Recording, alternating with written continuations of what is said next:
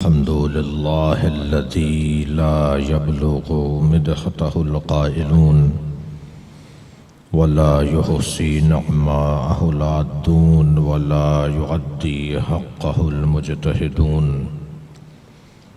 الذي ليس لصفته حد محدود ولا نعت موجود ولا وقت معدود ولا أجل ممدود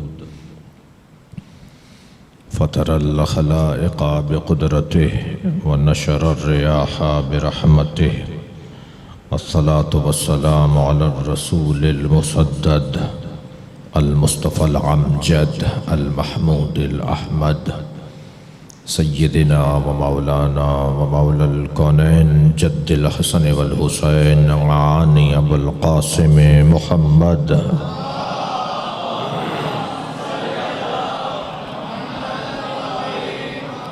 وآله الطيبين الطاهرين المعصومين الذين قال الله إنما يريد الله ليذهب عنكم الرجس أهل البيت ويطهركم تطهيرا اللهم صل على محمد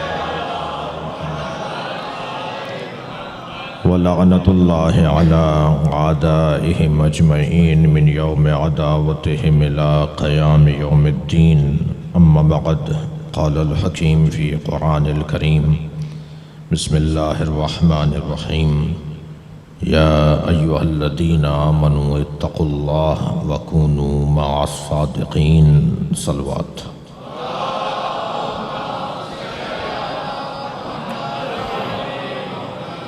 امام تقی واحد امام ہیں جو 7 سال کی عمر میں منصب امامت پر فائز ہوئے ہیں، نہ ان سے پہلے نہ ان کے بعد اتنی کم سنی میں کوئی امام نہیں منصب پر امامت پر نہیں آیا، یعنی امور امامت انہیں تفویض نہیں کیے گئے مگر یہ کہ امام تقی کو 7 سال کی عمر میں منصب امامت سونپے گئے۔ اب یہ شیعت کے لیے آزمائش کا مرحلہ تھا کہ تم اپنی پسند مانتے ہو یا اللہ کی مشیت مانتے ہو۔ لہٰذا ایک تعداد نے انکار کرنا شروع کر دیا کہ بچہ امام کیسے ہو سکتا ہے، اور جنہوں نے امامت کو مان لیا امام تقی کے، وہ لوگ در حقیقت صحیح شیعہ قرار پائے، یعنی چھانا گیا شیعوں کو، آزمایا گیا شیعوں کو، اور نکھارا گیا اور نتھارا گیا شیعوں کو، سالم اور غیر سالموں کو علیحدہ کیا گیا، آزمائش سے گزارا گیا۔ جی بہت مشکل وقت تھا۔ 7ویں امام کے زمانے سے شیعت میں فرقے بننا شروع ہوئے، شیعہ فرقوں میں تقسیم ہونا شروع ہوا 7ویں امام کے زمانے سے۔ اور عزیزان گرامی، یہ بھی ایک عبرت تاریخ ہے کہ جب کبھی آپ فرقے بنتا ہوا دیکھیں، گروپنگ دیکھیں، تناؤ کھچاؤ دیکھیں، جی پارٹی بازیاں دیکھیں، اس کا ایک سبب، مجھے معاف کیجئے گا، پیسہ ہوتا ہے، پیسہ۔ تاریخ بول رہی ہے پیسے کی خاطر گروپوں میں تقسیم ہوتے ہیں لوگ۔ پیسہ، یہ اسکناس، یہ کرنسی، یہ سکے، یہ ڈالر، یہ پیسہ، یہ روپیہ خطرناک چیز ہے۔ ایک عارف کی خدمت میں زیارت کے لیے حاضر ہوا، انہوں نے کچھ باتیں ہم سے بتائیں۔ ہمارے جو بزرگ عرفاء اور اولیاء الہی ہوتے تھے نا، وہ نوٹ کو ہاتھ نہیں لگاتے تھے، چمٹا رکھا ہوا ہوتا تھا انہوں نے چھوٹا سا اپنے پاس، چمٹا۔ بعض لوگوں کے لیے مذاق کی باتیں ہیں جی، وہ اس چمٹے سے نوٹ کو پکڑتے تھے، کہتے تھے یہ اس کو ہاتھ لگاؤں میں جس کا کام ہی فساد ہے۔ صلوات پڑھیں ذرا محمد و آل محمد۔ ایک اور صلوات محمد و آل محمد۔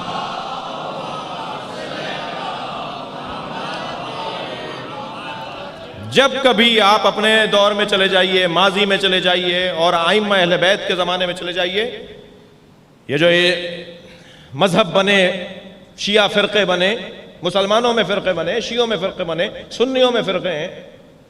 میں شیعہ فرقوں کی بات کر رہا ہوں تو کوئی صحت مند نہ ہو جائے یہ باتیں سن کے کہ جی شیعوں کی برائیاں کر رہے تھے، نہیں، یہ تو سب جگہ ہے نا یہ مسئلہ جی۔ اس کا ایک بڑا سبب پیسہ ہے، دنیا، لالچ۔ طلب دنیا، سب سے پہلی مرتبہ امام ہفتم کے زمانے میں اسماعیلی فرقہ بنا۔ حضرت اسماعیل کو امام موسیٰ کاظم کو نہیں مانتے، کہتے ہیں امام جعفر صادق کے بعد اسماعیل ہمارے امام ہیں۔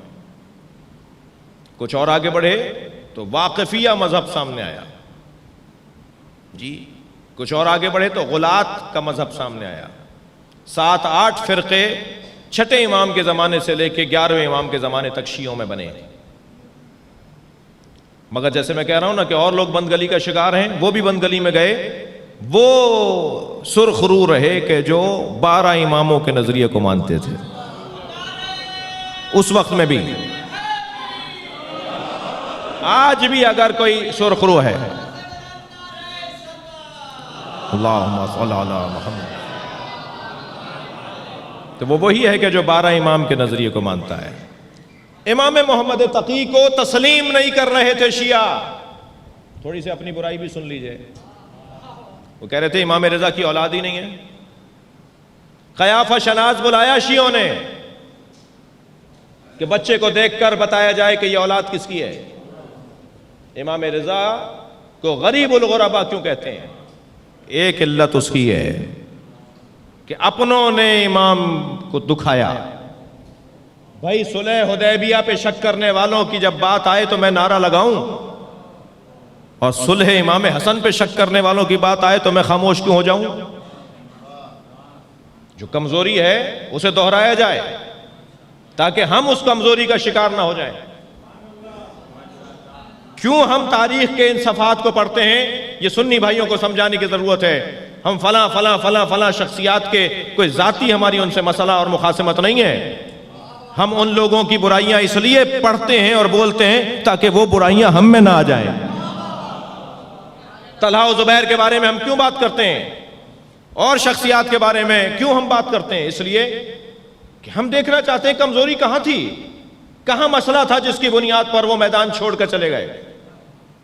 ایسے ہی وہ افراد جو اہل بیت کا دم بھرتے ہیں مگر قدم قدم پر پھسلتے ہیں یا مسائل کا سامنا ان کو ہوتا ہے تو وہ سبب تلاش کیا جائے نا کہ وجہ کیا تھی۔ وجہ کیا ہوتی ہے؟ بڑی وجہ پیسہ ہے۔ واقفیہ مذہب پیسے کی خاطر بنا، اسماعیلیہ مذہب پیسے کی خاطر بنا، غلات کا مذہب پیسے کی خاطر بنا۔ جی تفصیل میں نہیں جانا چاہوں گا۔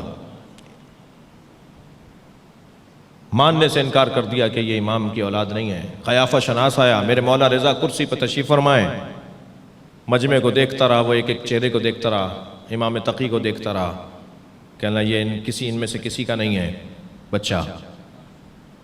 تو پھر کسی نے آہستہ سے کہا کرسی پر بھی ایک شخصیت بیٹھی ہے، کتنی بڑی تکلیف کی بات ہے امام کے لیے، امام رضا کے لیے۔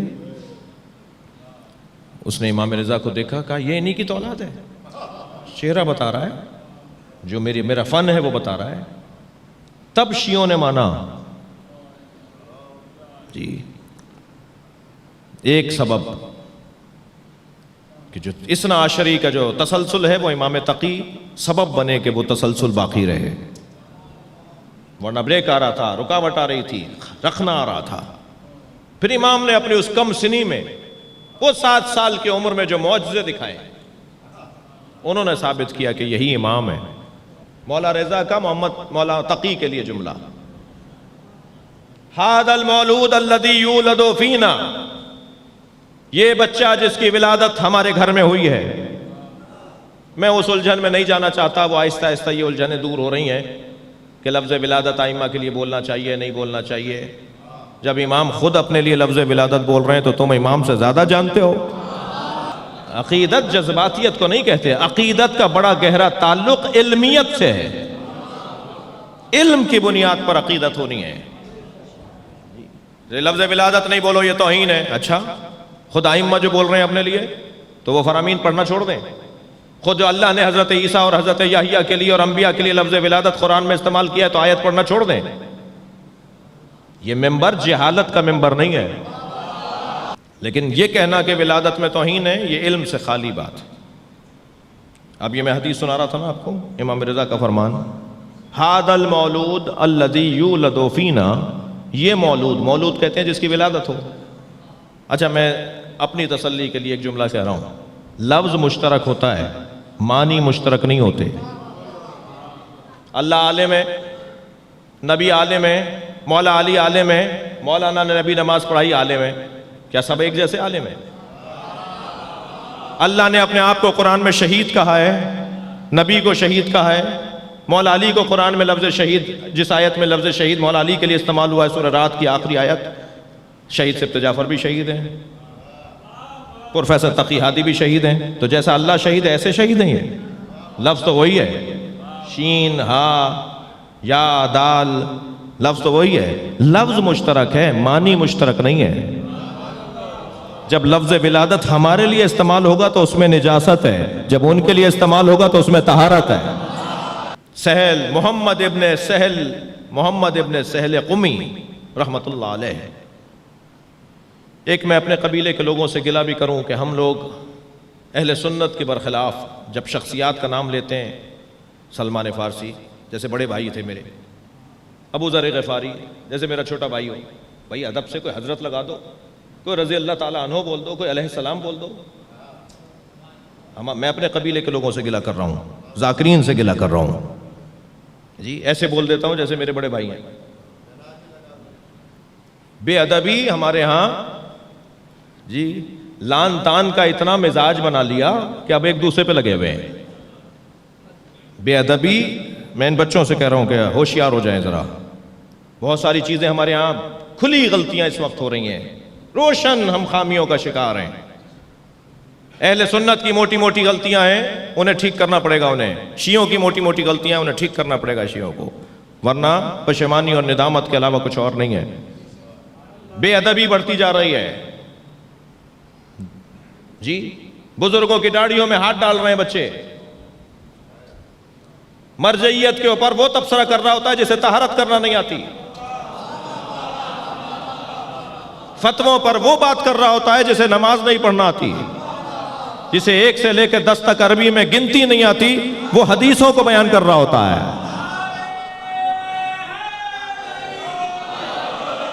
خدا کے لیے اللہم صلی علی محمد وعلی محمد، ادب اور احترام کا خیال، یہ اگر نہیں ہوگا تو ہم مشکلات کا سامنا کریں گے۔ حضرت محمد ابن سہل قمی رحمت اللہ علیہ چل رہے ہیں، کہاں سے؟ قم سے، حج کی غرض سے۔ حج کے بعد معصوم کی زیارت حج کا حصہ ہے، تو پہلے تو یہ تلاش کیا جاتا تھا ائمہ کے زمانے میں کہ معصوم حج پر تشریف فرما ہیں، مکے میں ہیں، تو بہت سے لوگ مکے سے ہی واپس ہو جاتے تھے کیونکہ امام کی زیارت مکے میں ہی ہو گئی۔ لیکن اگر امام کی زیارت مکے میں نہیں ہو پاتی تھی، یعنی حضرت جا چکے ہوتے تھے، نہیں زیارت کر پائے، رش تھا، مجمع تھا اور حضرت مدینہ تشریف لے گئے تھے، تو پھر واجب ہوتا تھا، ضروری ہوتا تھا کہ وہ مکے سے مدینہ جائیں۔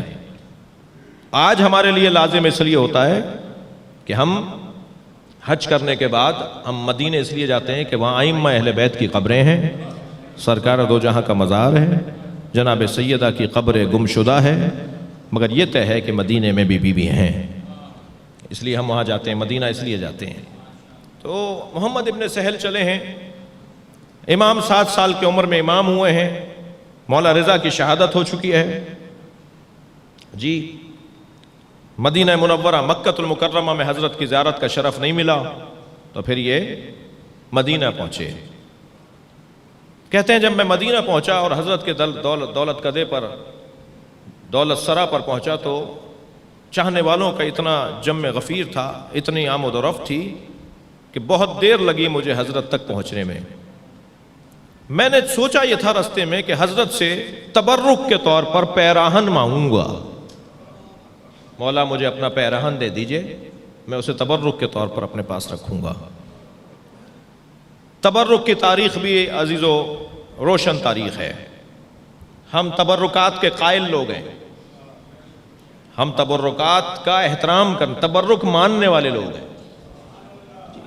عجیب داستان ہے، جو تبرک کو مانتے نہیں ہیں نا، وہ مکے سے زمزم لا کے بانٹتے ضرور ہیں۔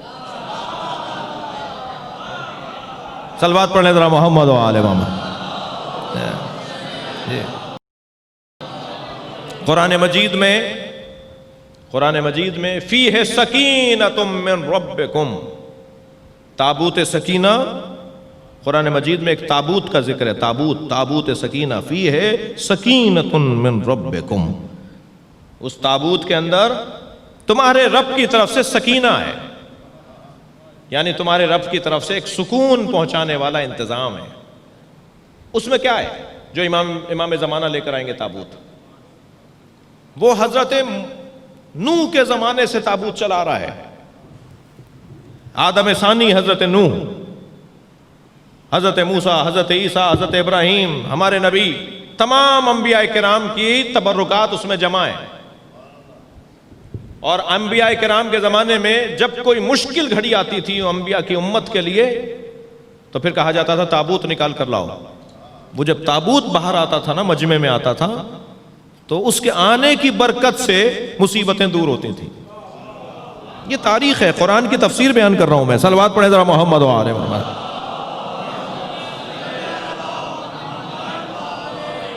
مجھے تعجب ہوتا ہے کہ ایک بہت بڑا طبقہ ہے عبد الوہاب کا ماننے والا، جو تبرکات کو نہیں مانتا مگر تابوت سکینہ کی تفسیر کرتا ہے۔ قرآن مجید میں تابوت سکینہ کا ذکر ہے، اس میں انبیاء کے تبرکات ہیں، ان کی تفسیر کرتا ہے، مگر کہتا ہے تبرک لینا اور دینا، اور تبرک ماننا، تبرک بنانا، تبرک کسی کو تبرک قرار دینا، یہ بدعت ہے، یہ حرام ہے، عجیب موش و گربا ہے جی۔ تابوت، تبرک، یہ ہماری تاریخ ہے۔ کہتے ہیں کہ میں تبرک کے طور پر، اس بحث میں بہت دیر ٹھہر سکتا تھا لیکن میں اپنے مضمون سے دور ہو رہا ہوں جی۔ تبرکات کے حوالے سے بات ہونی چاہیے تفصیل سے کسی اور مرحلے پر۔ کہ میں قمیص مانگوں گا امام تقی سے تبرک کے طور پہ رکھنے کے لیے۔ کہتے ہیں جب میں حضرت کی خدمت میں پہنچا تو ماحول ایسا تھا کہ مجھ پر ایک روب طاری تھا اس ماحول کا۔ جب سرکار کے چہرے کو دیکھا تو میرے ہاتھ پیر کانپنے لگے، مجال ہی نہیں تھی مجھے کہ میں حضرت سے کچھ کہوں سوائے اس کے کہ میں آپ کے ہاتھوں کو چوم کر پیچھے ہٹ جاؤں جی۔ میں آگے بڑھا، میں نے حضرت کے ہاتھوں کا بوسہ دیا، رش بہت تھا، لوگ ملنے والے تھے، میں پیچھے ہٹا، واپس باہر آیا، اپنے سرائے پہنچا، قافلے میں شریک ہوا۔ ہمارا قافلہ مدینے سے رخصت ہو رہا ہے۔ مدینے کے دروازے پر ہم پہنچے تو ایک گھوڑا دوڑاتا ہوا شخص آیا اور اس نے کہا اس قافلے میں محمد ابن سہل قمی کون ہے؟ نہ اس وقت مولا نے میرا نام پوچھا، نہ میں نے مولا کو نام بتایا۔ میں نے فوراً اپنی اماری سے، اپنی جس اونٹ کی اماری میں بیٹھا ہوا تھا، میں نے آواز دی کہ میں ہوں۔ کہ ان کے اونٹ کو روکو۔ اونٹ بٹھوایا گیا، اس نے ایک کپڑے میں لپٹا ہوا، ایک غلاف میں لپٹی ہوئی قمیص آگے بڑھا کے کہا کہ تمہیں تو امام سے کچھ مانگنا تھا نا، یہ امام تقی نے اپنا پیرہن تمہیں بھیجا ہے۔ اس طرح حضرت کی امامت روگوں پر اور روشن اور مضبوط ہوتی چلی گئی، معجزات کے ذریعے سے، کرامتوں کے ذریعے سے۔ آپ نے ایک لفظ سنا ہے حرز امام جواد، اکثر لوگوں کے ہاتھوں میں انگوٹھیاں بھی ہیں، میں نے بھی پہنی بھی، اس میں امام کا حرز موجود ہے۔ حرز امام جواد تعویذ ہے جو امام محمد تقی نے لوگوں کی حفاظت کے لیے، ایک شخص نے، ایک چاہنے والے نے آ کے کہا مولا مجھے کوئی تعویذ دیں۔ اچھا یہ ذہن میں رہے میرے بچوں کے کہ لفظ تعویذ اتنا نااہل لوگوں نے استعمال کیا ہے کہ اس کے بارے میں ہمارے یہاں منفی پہلو بھی پایا جاتا ہے۔ جنہیں تعویذ دینے کا جو اہل نہیں ہے وہ بھی تعویذ دے رہے ہوتے ہیں۔ تعویذ، پھر اس کے ساتھ لفظ گنڈا، پھر اس کے ساتھ کچھ کرا دیا، پھر اس کے ساتھ کسی کے اوپر کا مسئلہ ہے، پھر کسی کا جادو بھی اسی کے ساتھ۔ تعویذ اور جادو میں بہت فرق ہے۔ تعویذ کروا دیا، تعویذ کا لفظ کروا دیا کے ساتھ توہین ہے۔ اتنا نااہل لوگوں نے اس لفظ کو استعمال کیا ہے۔ مفاتیح الجنان میں شیخ عباس قومی نے تعویذات لکھے ہیں ائمہ کے کہ ائمہ تعویذ دیتے تھے، مگر ذہن میں رہے کہ تعویذ کا مطلب جب تک میں لفظ تعویذ کو نہیں سمجھوں گا، حرز امام جواد پہ بات کر رہا ہوں، مضمون سے ہٹ کر نہیں بول رہا، جب تک میں لفظ تعویذ کو نہیں سمجھوں گا میں اس الجھن سے باہر نہیں آؤں گا۔ پہلی بات تو یہ کہ تعویذ گلے میں ڈالنے کی چیز کو نہیں کہتے، بازو پر باندھنے کی چیز کو نہیں کہتے، تعویذ ایک دعا ہوتی ہے جسے پڑھا جائے گا تو اثر ہوگا۔ مگر جب معصوم نے وہ جملے کہے ہیں، حضرت نے وہ الفاظ دہرائے ہیں، کہے ہیں اپنی زبان پر، تو اگر میں گلے میں ڈال بھی لوں، میں بازو پر باندھ بھی لوں تبرک کے طور پر کہ وہ الفاظ امام کے ہیں، تو وہ غلط نہیں ہے۔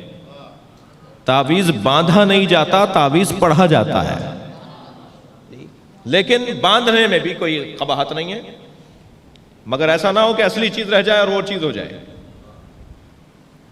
تعویذ کہتے کسے ہیں بھائی؟ تعویذ اعوذ باللہ من الشیطان الرجیم، اعوذ تعویذ، اپنے آپ کو اپنے اللہ کے حوالے کر دینے کو تعویذ کہا جاتا ہے۔ یا اللہ میں اپنے آپ کو تیرے حوالے کر رہا ہوں، اب تو میرا محافظ ہے، اسے تعویذ کہا جاتا ہے۔ صلوات پڑھیں محمد و آل محمد۔ امام رضا کی خدمت، امام تقی کی خدمت میں آ کر کسی چاہنے والے نے کہا، مولا میں محفوظ رہنا چاہتا ہوں درندوں سے یا درندہ صفت انسانوں سے، میری حفاظت کے لیے مجھے کچھ دیں۔ تو حضرت نے جو تعویذ حضرت نے جو دیا، جسے حرز امام جواد کے نام سے یاد کیا جاتا ہے، اس میں یہ الفاظ حضرت نے لکھ کر دیے کہ تم اس کو پڑھو اور اپنے پاس رکھو۔ وہی ہے اس حرز جواد کے اندر لکھا ہوا۔ وہ الفاظ کیا ہیں؟ بِأَسْمَائِكَ الْمُقَدَّسَاتِ الْمُكَرَّمَاتِ الْمَخْدُونَاتِ فِي عِلْمِ الْغَيْبِ عِنْدَكَ، تجھے تیرے ان ناموں کا واسطہ دیتا ہوں، بِأَسْمَائِكَ الْمُكَرَّمَاتِ الْمُقَدَّسَاتِ الْمُكَرَّمَاتِ الْمَخْدُونَاتِ فِي عِلْمِ غَيْبِكَ عِنْدَكَ، تجھے تیرے ان ناموں کا واسطہ دیتا ہوں جو مقدس نام ہے، جو مکرم نام ہے، جو تیرے علم غیب میں مخفی نام ہے، جو تیرے علاوہ کوئی اور نہیں جانتا، ان ناموں کا واسطہ دیتا ہوں، مجھے محفوظ کر دے۔ یہ ہے حرز امام جواد پر لکھا ہوا کلمات۔ صلوات پڑھ لیں مولا متقی کے لیے۔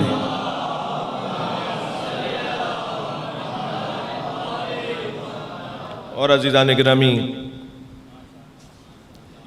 حضرت کی زندگی کا ایک روشن پہلو، امام جب مطاع مطلق ہے، وہ امام کسی جابر، ظالم، سلطان، بادشاہ سے مروب نہیں ہو سکتا۔ میرے مولا گھر سے تشریف فرما ہوئے ہیں، باہر بچے کھیل رہے ہیں، مولا کھیلنے کے لیے نہیں گئے، اس لیے کہ مولا صادق فرماتے ہیں ہمیں کھیلنے کے لیے پیدا نہیں کیا گیا، جی ہمیں لہو و لعب کے لیے پیدا نہیں کیا گیا، ہم اس دنیا میں اس کام کے لیے نہیں آئے ہیں۔ بچے کھیل رہے ہیں، مولا وہاں کھڑے ہیں کہ ایک مرتبہ حاکم کی سواری گزرتی ہے، بچوں نے بادشاہ کی سواریوں کو آتے ہوئے دیکھا تو دوڑنا شروع ہو گئے، مگر میرے مولا تقی نہیں گئے۔ جب اس نے دیکھا سب بھاگ رہے ہیں مگر ایک بچہ ہے جو کھڑا ہے، قریب آ کر پوچھتا ہے کہ جب سب چلے گئے تو تم کیوں نہیں گئے؟ مولا نے فرمایا جگہ تنگ نہیں تھی جو میں جاتا، تمہارے گزرنے کے لیے بڑی جگہ تھی، کچھ جگہ تنگ تو نہیں ہو رہی تھی میری وجہ سے کہ میں چلا جاتا۔ دوسرے میں نے کوئی ایسا کام نہیں کیا جو مجھے تم سے کوئی ڈر لگے، مجھے تم سے کس بات کا خوف؟ اپنی سواری کو لگام ایڑ لگائی اور آگے بڑھا، واپس آیا، وہی منظر، بچے دیکھ کر بھاگے مگر میرے مولا کھڑے رہے۔ شاید وہ اس لیے بھی وہاں گئے تھے کہ ان بچوں کو بھی بڑا بنائیں، ان کو سکھائیں کہ کیسے بات کی جاتی ہے۔ سب بچے چلے گئے، میرے مولا نہیں گئے۔ یہ پھر رک گیا، کہنے لگا گئے کیوں نہیں؟ جب سب چلے گئے تم نہیں گئے؟ حضرت نے فرمایا میں نے تمہارے اس سوال کا جواب پہلے دے دیا تھا، دوبارہ تکرار کرنا بھی ضروری نہیں سمجھتا۔ تعجب ہو رہا ہے یہ کون ہے؟ مٹھی آگے بڑھا کر کہنے لگا بتاؤ میری مٹھی میں کیا ہے؟ حضرت نے فرمایا میرے آبا و اجداد نے بتایا ہے کہ بادشاہوں کا مزاج ہے، وہ شکار کا شوق رکھتے ہیں، اور وہ جب شکار کھیلنے جاتے ہیں تو اپنے باز کو فضا میں چھوڑتے ہیں، اور ان کا باز سمندر سے دریا سے مچھلی پکڑ کر لاتا ہے، اور وہ مٹھی میں دبا کے اولیاء الہی کا امتحان لیتے ہیں۔ اللہ اکبر۔ ہاتھ میں مٹھی میں مچھلی تھی۔ علامہ ذیشان درجوادی نے بڑا حسین جملہ لکھا ہے اس واقعے کو بیان کرتے ہوئے۔ وہ فرماتے ہیں اگر امام اتنا کہہ دیتے تو میری مٹھی میں مچھلی ہے تو علم امام کا تو اندازہ ہو جاتا، وسعت علم امام کا اندازہ نہ ہوتا۔ صلوات پڑھیں مولا کی ذات پر۔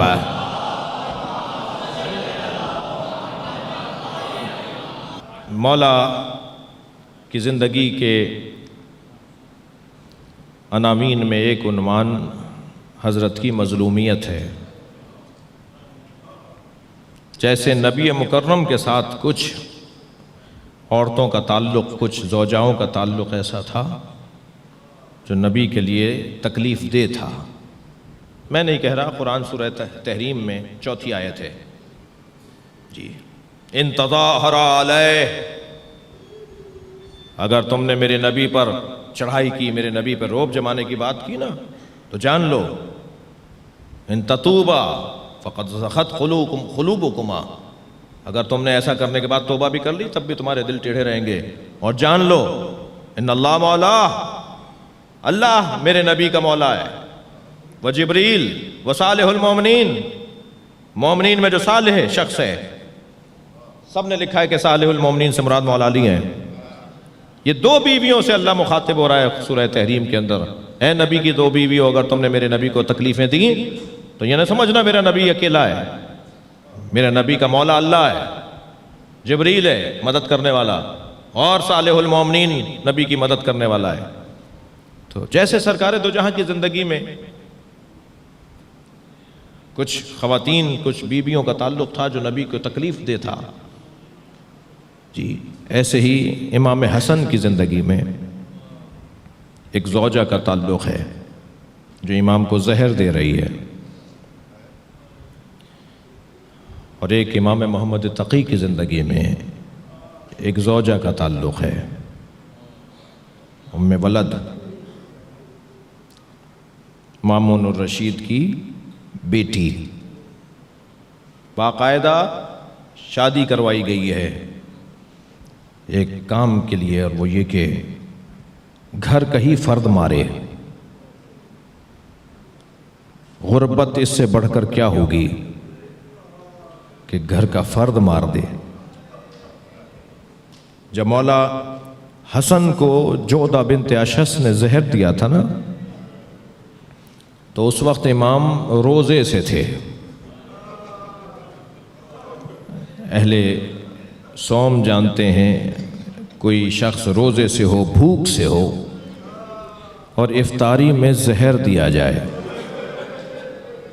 تو یہی تو ہونا تھا نا کہ جگر کے ٹکڑے باہر آنے تھے۔ اجرکم اللہ۔ آپ کی آوازیں بلند ہو رہی ہیں، شہادت کی مجلس ہے مولا تقی کی۔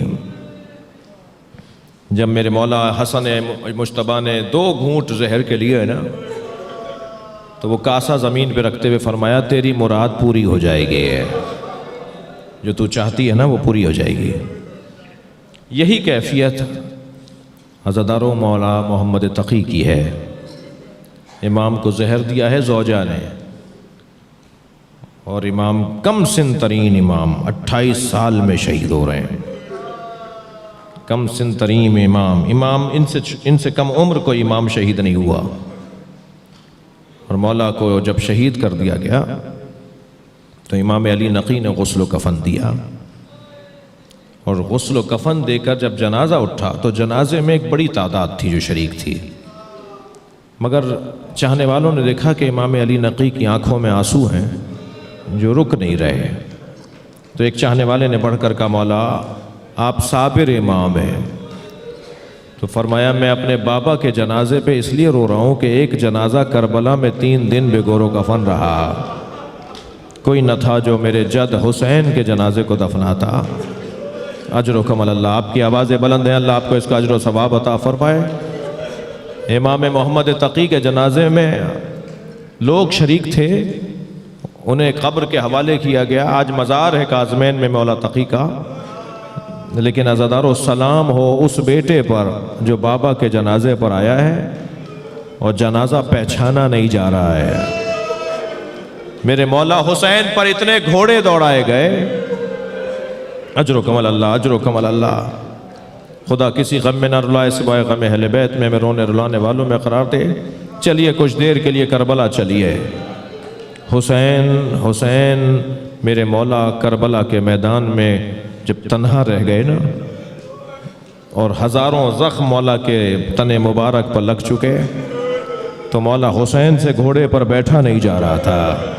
کبھی دائیں گرتے تھے تو زین کو سنبھل کر زین کو پکڑ کے سنبھلتے تھے، کبھی بائیں گرتے تھے تو زین کو پکڑ کے سنبھل جاتے تھے۔ اس کیفیت میں حسین ابن علی ہیں۔ 6 مہینے کا سفر کرنے والا، 6 مہینے سے سفر پر ایک مسافر ہے جو کوفے کا رہنے والا ہے۔ جب وہ کوفے میں داخل ہوا تو اس نے کیا دیکھا کہ بازار بند ہیں، دکانیں بند ہیں، کوئی مرد نظر نہیں آ رہا۔ سوچنے لگا کوفے والے کہاں چلے گئے، کوئی طاعون آ گیا، کوئی بیماری آ گئی۔ سوچتے ہوئے گھر میں داخل ہوا تو بیٹی نے بڑھ کر استقبال کیا۔ پہلا سوال بیٹی سے کہا بیٹا یہ کوفے والے کہاں چلے گئے؟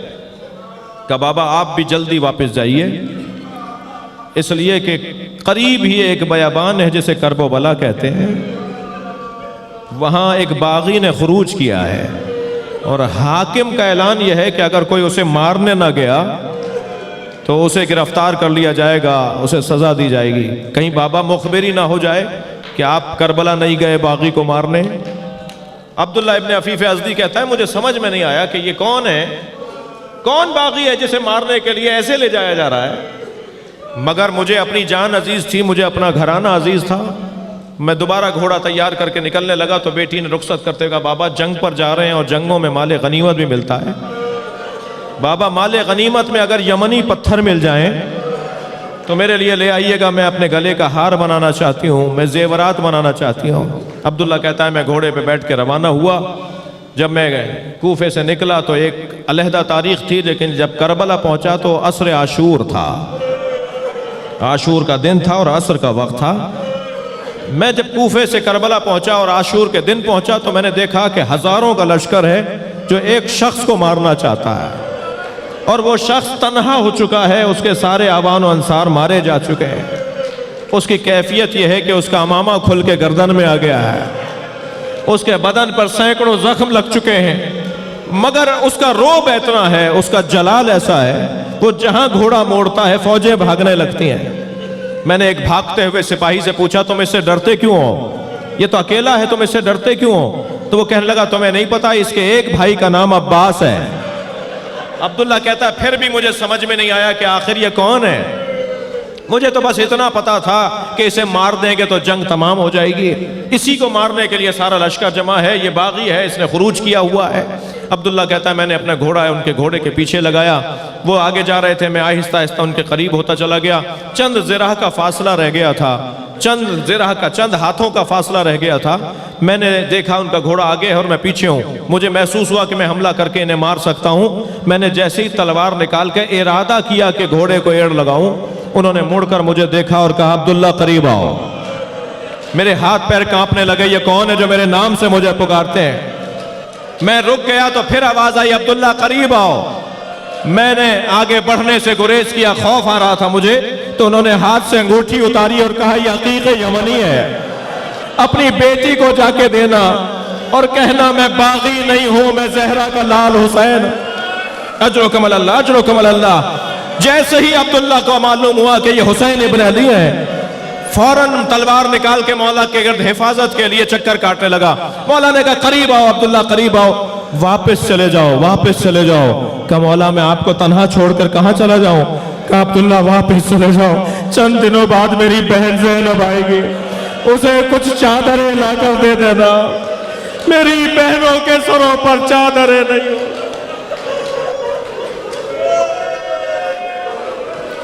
الا لعنت اللہ علی قوم الظالمین فسيعلم الذين ظلموا أي منقلب ينقلبون۔ یا اللہ ان نمازوں پر رحمت نازل فرما، رونے والوں کی توفیقات میں اضافہ فرما۔